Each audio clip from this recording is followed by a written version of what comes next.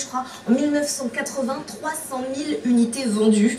Bref, aujourd'hui, c'est devenu un vrai modèle de collection, vous l'imaginez, notamment pour Michael et pour Cathy, qui achètent et qui restaurent des R5 exceptionnels. Laurent Dupin est allé à leur rencontre.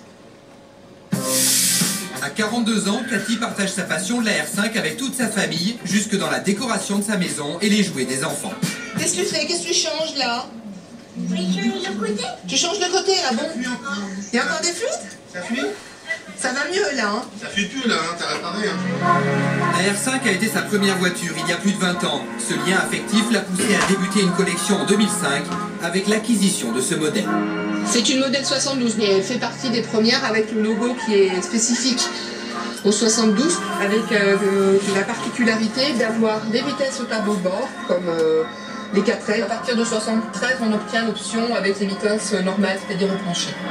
Renault présente la Renault 5. C'est avec cette publicité originale en dessin animé que Renault a lancé la R5 il y a 41 ans. Une idée de cet homme, Hubert d'Artemar. Surfant sur la révolution des mœurs de 1968, Renault propose une voiture différente, colorée, la première citadine moderne. Ça a été un produit charnière dans l'histoire de Renault. Et Renault faisait des voitures fonctionnelles, familiales, austères un peu. Et puis tout d'un coup, cette voiture-là est arrivée avec un design très réussi d'emblée. Et la voiture nous est apparue comme étant tout à fait novatrice. Pour nous, c'était la première fois qu'on allait s'adresser vraiment à une clientèle féminine. Autres passionnés, Corinne et Michael. Ils sont nés en 1973, un an après la R5. Dans leur jardin, ils alignent leur modèle préféré. C'est la voiture de mon enfance, hein. On en voyait énormément à l'époque. C'est une voiture qui a marqué les années 70 et le début des années 80. Elle est quand même reconnue comme la voiture mythique de ces années-là, quoi. Et la voiture a fait jusqu'à 15 à 18% du marché à elle seule. Ce seul produit Renault 5. Hein. C'est-à-dire que les autres marques n'existaient plus. Les citadines ont bien changé en 40 ans, mais Michael reste fidèle à ses modèles historiques. Il va travailler avec cette R5 qui a peu de valeur. Il aurait trop peur d'abîmer ses plus belles pièces. Actuellement, la collection est arrivée à 16 R5, hein, un petit peu de tous les modèles. Ça va de 75 à 1984, avec ici les toutes dernières, les lauréates. C'est vrai que c'est une grande passion, ça fait 10 ans, 11 ans même que je suis dans la R5. Certains m'avaient nommé l'encyclopédie de la R5. Oh, Michael, dans les ronds-points, ça penche, hein? Oui, c'est caractéristique un petit peu des voitures de l'époque, notamment des R5. Il y a même des fois des gens qui se prennent des amendes parce qu'on leur dit qu'ils font une vitesse excessive. Retour en Bourgogne chez Cathy. En plus de ses Renault 5 garés dans la cour, elle cache au fond de la grange un modèle d'exception, une R5 à 6 roues, la plus belle pièce de sa collection. C'est une Renault 5 un peu particulière, carrossée par Christian Léotard, et qui en fait en a créé 3 exemplaires. Il en reste à l'heure actuelle plus que 2. C'est un véhicule de par sa rareté qui est exceptionnel. C'était la voiture de mes rêves, c'est un peu le Saint Graal que je recherchais et que j'ai eu. Construite en 1976, cette voiture à 6 roues motrices n'est plus en état de rouler. On a décidé qu'on ferait une restauration, mais pour l'instant, il reste là, à l'abri des regards. À l'extérieur, une autre voiture atypique, la Le Carvan, conçue pour tenter de conquérir le marché américain. Une surprise, c'est une 2 places. Et celle-ci est en parfait état de marche. Il y en a beaucoup qui pensent que c'est une voiture de tuning. Il y en a qui disent voilà, c'est pas une vraie, ça n'a pas existé. On leur dit si, ça existait. Il y en a eu un 400, je n'ai pas de chiffre en tête, mais voilà.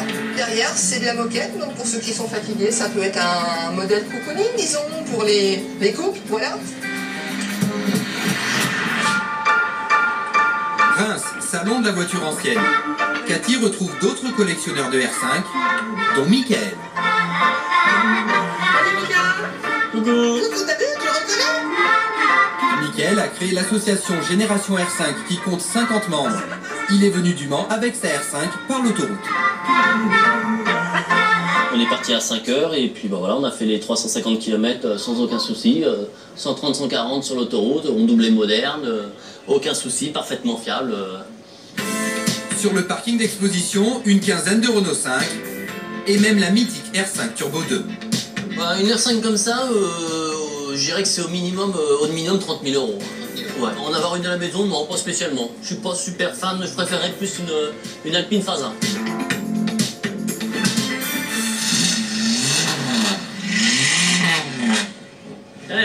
Joli bruit, hein.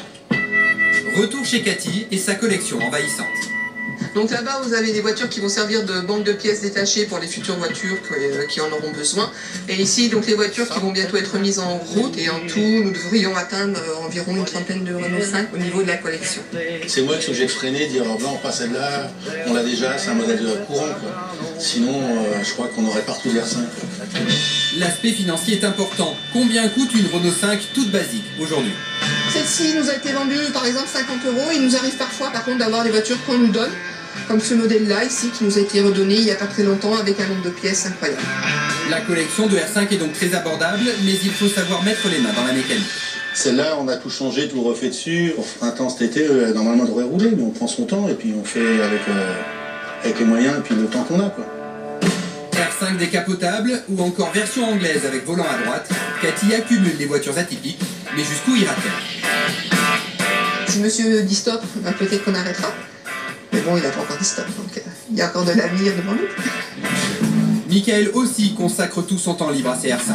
Heureusement, sa femme partage la même passion. J'ai roulé en R5 avant de rencontrer mon mari, puisque je l'ai connu en 2006, et ça fait 21 ans que je roule en R5. Je partage sa passion quand même, mais ça s'arrête au seuil de la maison. Je veux pas que monsieur rentre avec des pièces de Renault 5, parce que j'en ai déjà retrouvé quand même sur la table de nuit, donc à ce moment-là, ça ne fait pas trop. Alors ça, c'est la petite dernière qui est arrivée cette semaine. T'as vu, elle est propre, hein. Ah, dis donc, l'assiette. Oh, comme elle est bonne. Ah, elle est super bonne. C'est impressionnant, ouais. Il y a un petit peu de nettoyage à faire. Hein. Ouais. La poussière. Ah ouais, là. Je l'ai acheté pour 150 €. Elle tourne impeccable, juste quelques petites choses à voir dessus. Comme quoi, il y a encore des bonnes affaires à faire. Contrairement à des modèles comme la Dechaux, la Renault 5 commence à peine à intéresser les collectionneurs. Elle n'est pas encore considérée comme une voiture noble, et pourtant, elle a marqué toute une génération depuis 40 ans. C'est la plus gentille, c'est la plus plaisante, la plus vivante, la plus rigolote, la plus charmante. Et à ces titres-là, elle a emporté l'adhésion, c'est de l'affectif. C'est à la fois du rationnel et de l'affectif. Et tout l'art de la voiture, c'est quand même ça. C'est se mélanger rationnel et rationnel. En tournant ce film en 1972, Renault n'imaginait pas pour la R5 une aussi longue et belle histoire. Il était une fois une auto faite pour se déplacer dans la ville, pour circuler autour des villes, pour joindre une ville à une autre ville. Il était une fois la Renault 5. Voilà, Automoto, c'est déjà fini, mais un beau rendez-vous vous attend avec toute l'équipe de Téléfoot, Christian, Jean-Pierre.